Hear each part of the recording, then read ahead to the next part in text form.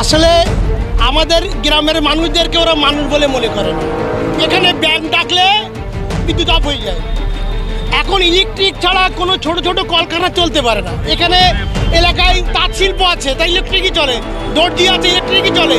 এবং যারা পড়াশুনো করে বাচ্চারা এই রাত্রিবেলা এত গরম কষ্ট পাচ্ছে, সামান্য একটুখানি ঝড় বৃষ্টিতে কারেন্ট অফ, এটা হতে পারে, এটা মানা যায়। এবং এই দীর্ঘদিন হচ্ছে, দীর্ঘদিন ধরে হচ্ছে। পৌরসভায় না হয় না, গ্রাম অঞ্চলে এটা হয় কেন? এর জন্য অবিলম্বে যদি ব্যবস্থা না নেয় তাই দীর্ঘক্ষণ ধরে আন্দোলন চলবে, ততক্ষণ যতক্ষণ। আমার নাম সাইফুল ইসলাম ঢালি। বিলম্বে বিদ্যুৎ পরিষেবা ঠিক মতো দিতে হবে, দিতে হবে, দিতে হবে, দিতে হবে।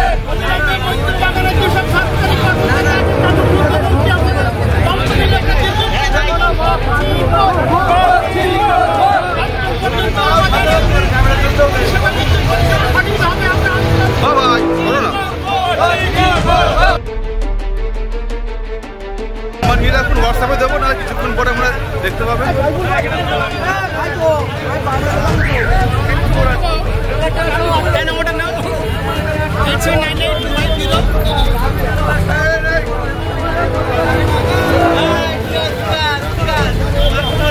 দেখুন, আজকে মূলত এখানে যে আমরা হরতাল করেছি, আমাদের এখানে দীর্ঘদিন ধরে ইলেকট্রিকের পরিষেবা অত্যন্ত খারাপ, যার ফলে আজকে এই এলাকাবাসী সবাই মিলে আমরা একত্রিত হয়ে রাস্তা অবরোধ করেছি। যতক্ষণ না ইলেকট্রিক অফিসার এখানে আসছে, আমরা এই আন্দোলন অব্যাহত রাখবো। আমাদের দাবি, আমাদের ইলেকট্রিক পরিষেবা অল টাইম সবসময় সার্ভিস ভালো দিতে হবে। আমাদের সার্ভিস তো ভালো দেওয়া হয় না এখানে। আমাদের মূলত বিষয় হচ্ছে, আমরা একই মৈত্রবাগান বসিরহাটকে সাপ্লাই দেয় পৌরসভা, মৈত্রবাগান ওই গ্রামকে সাপ্লাই দেয় পিপা পঞ্চায়েত।